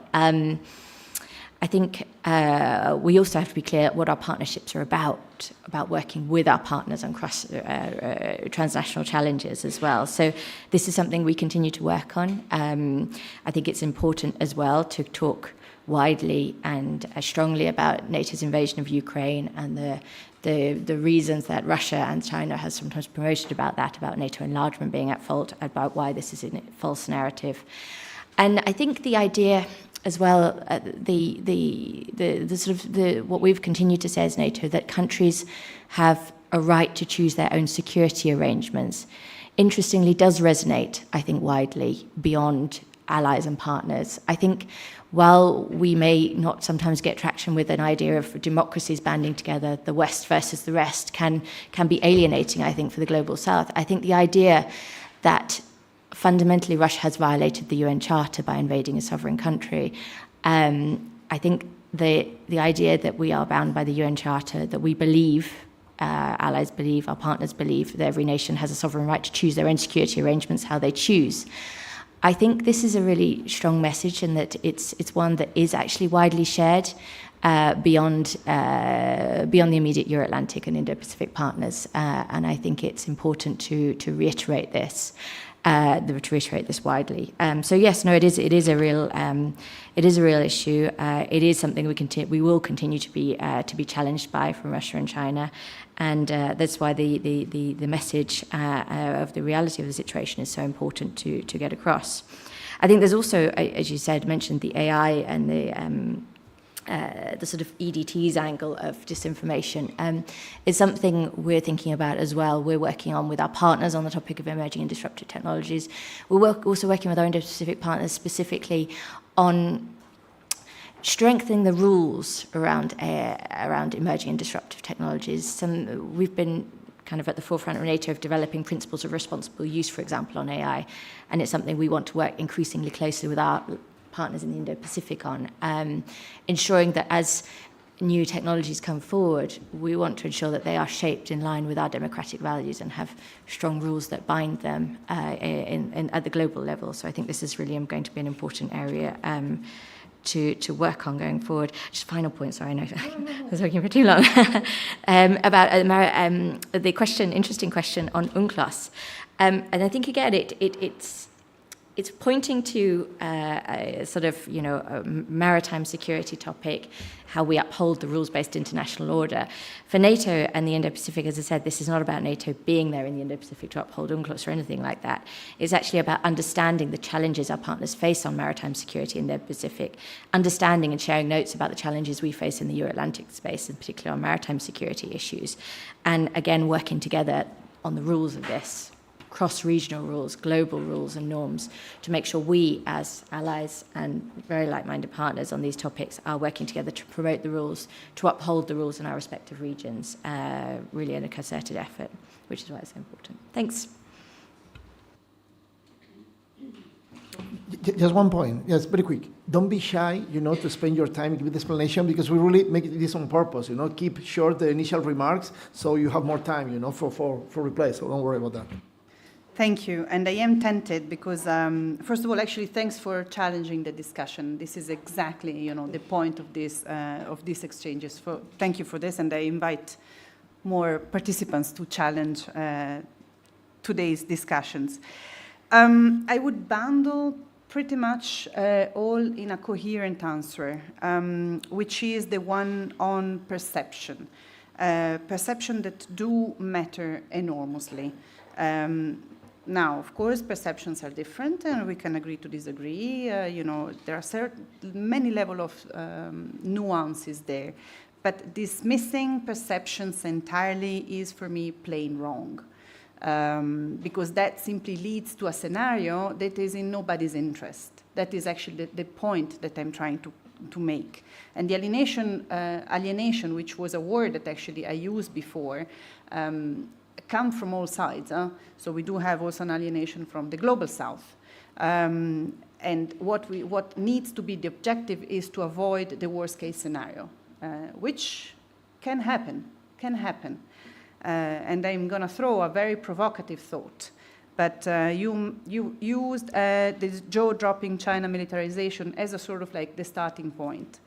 Now, we have seen that DPRK is doing some talk with Russia.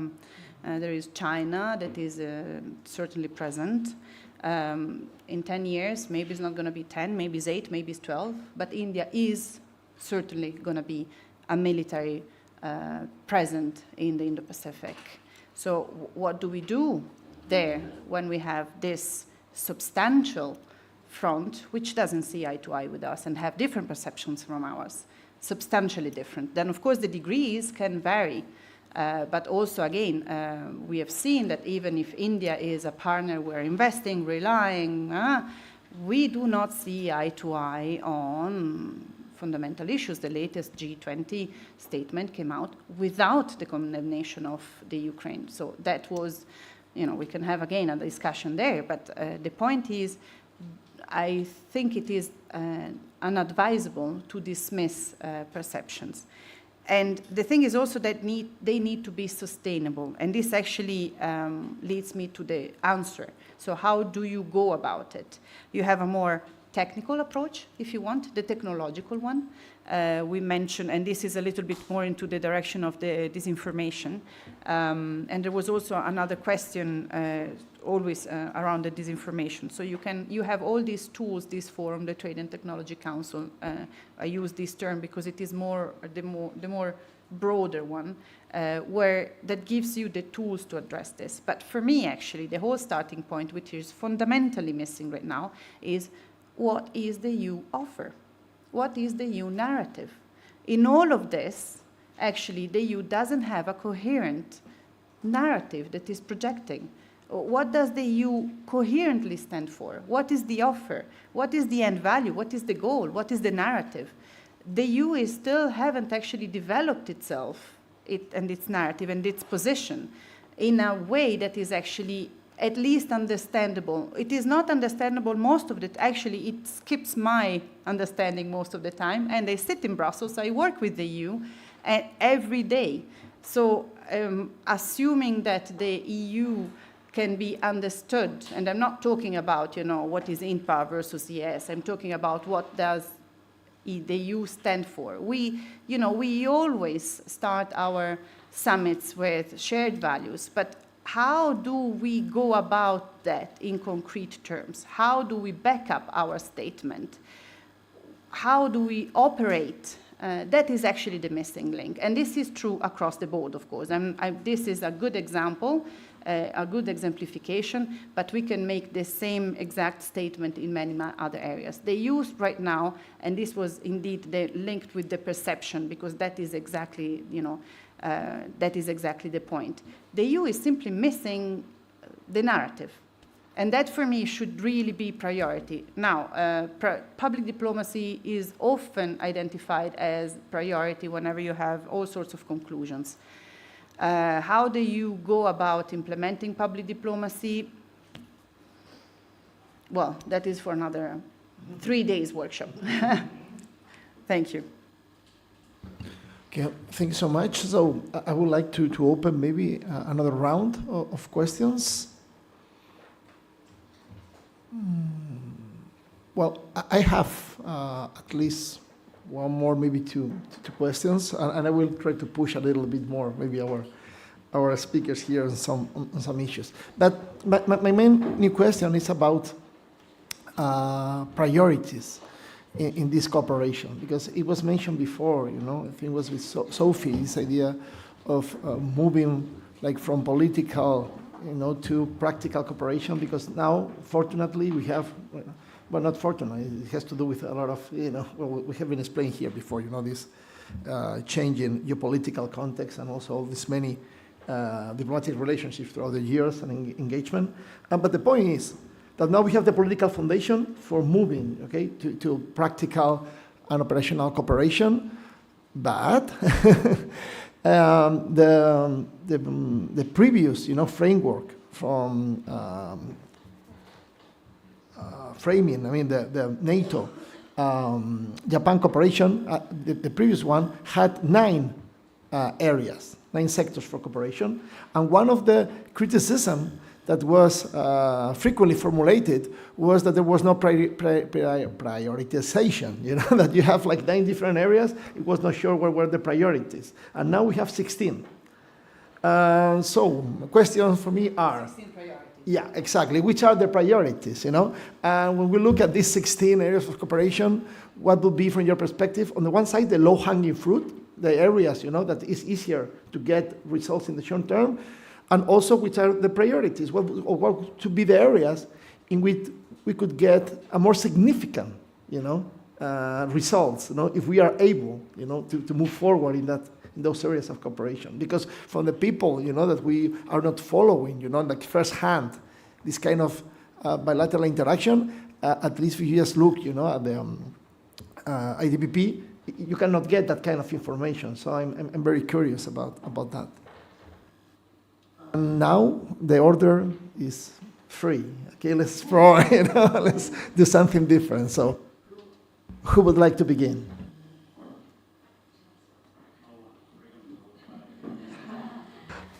I could be very short and just set 16 priority areas. No. To go a bit deeper on this, indeed, prioritization is always difficult, and the idea of low-hanging fruit. As I mentioned in my speech, there are some areas that we are already working on, and in a way, the individually tailored partnership program was a way of gathering those together into a very coherent, list for the next 4 years. So I think, as I mentioned, things like emergency management, disaster relief operations we've been talking about for many years. We're working on it now. I think a lot of it, the ideas behind many of the goals are how to translate sort of our ambitions to actually practical work. I think the political discussions moving on to practical work. So I think things like, as I said, disaster relief and emergency management, the maritime security area of working on how we can deepen our dialogues on those kind of areas. But I think in terms of key priorities to start and deepen, and I say start because, as I said, many of the work is already underway, but I think a real, an interesting area that I think we have to go a lot deeper, let's say, is technology and emerging and disruptive technologies. I think this is a crucial area. Our Indo-Pacific partners in Japan, of course, at the forefront of this as super technologically advanced partners. I think we have a great deal to learn, to work with on these partners. We have the mechanisms to do it. We're already working together through NATO's Science and Technology Organization, for example, through NATO's Science for Peace and Security program. We have Japan's participation for many years as an interoperability platform partner in things like the Conference of National Armament Directors at NATO. So we have the mechanisms to do it. And I think, of course, it's about deepening that engagement, about the expert level context, about the deepening the cooperation and capability development and standardization. I think is a crucial area, especially on topics like innovation, emerging and disruptive technologies, and as I mentioned, the rules governing those as well. Because I think we at NATO, we have a platform. We have platforms where we can do practical cooperation, real expert level cooperation across a variety of different areas. But we also have that political platform where we can also talk about the rules, talk about the governments, talk about the standards and the values that we want to be underpinning those for the future. So I think from my perspective, it's always a difficult conversation, prioritization, but and we have a lot of work ahead of us, but I think that's one of the most, let's say, critical areas that we really need to work on now.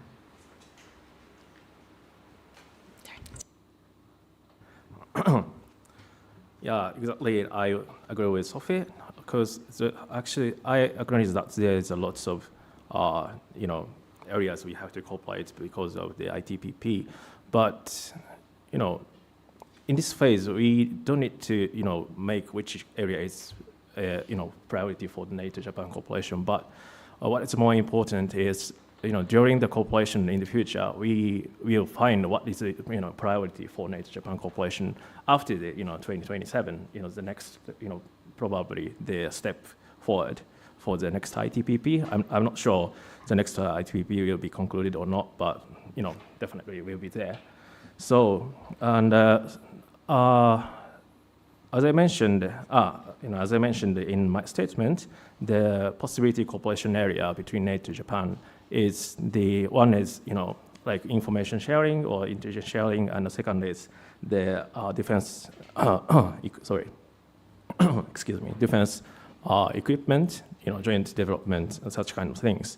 But this two cooperation is not mentioned by the ITPP, but some cooperation area included in the ITPP could promote such kind of cooperation. I mean, the defense equipment cooperation and intelligence sharing. Like, typical example is cybersecurity is definitely, indispensable to promote the intelligence sharing, and building cooperation on the interoperability will be, linked to the like joint development of defense equipment and so on. So probably, so next 4 years, we can find what is a priority in 16 areas. And so based on such kind of experience, we can find more areas we have to cooperate after 2027. Thank you. Thank you. So you mentioned the low-hanging fruits and the priorities, which I think are two different tools to achieve two different results. The low-hanging fruit are especially useful when you need to put in motion a system which is not existing. So, that is something that we both agree on. Let's start working on it. So by showing that we can work together, we can build a more structured relation. And depending on the partner, it could be necessary or could be actually not necessary, because some partnerships are way too mature to actually need the low-hanging fruit approach, but others actually do need a low-hanging fruit because they are not in that situation. When it comes to priority, I'm not going to list my 17th priority, because the point is exactly that one. I think priorities, the approach, this is a very EU approach, these are all the things that we can do together, let's find out a way. But I think the missing point, which should be actually driving factor, is what do I want to achieve? What is the scenario that I want to achieve? So in let's talk about, and we give a date, 5 years, 10 years, or 2030, what is going to be the date? What is the scenario that we both want to see? And therefore, the priorities will actually come up much more fluid based on what is the most important thing that we need to achieve by then. Otherwise, we're not going to be in that scenario. And that could be a positive or a scenario to avoid. Because we are, when we talk about the Indo-Pacific, more than, if we talk about the whole region, not in bilateral terms, the whole region, I'm afraid is more of a scenario to avoid rather than the cooperation to achieve. Because again, if we are looking at EU-Japan cooperation, there you might actually think about the situation to achieve, because the bilateral relation is quite mature. So there you actually do have, you can keep on building, and you can actually put yourself even more ambitious targets and objectives. But the Indo-Pacific as a region, it is rather the scenario to avoid. But we do need to do that, because I'm afraid that otherwise we would find ourselves in that scenario. Okay, so thank you so much to all the speakers. It's been almost 1 hour of discussion, and this is always the toughest part for the speakers. So please join me in thanking them for this wonderful job.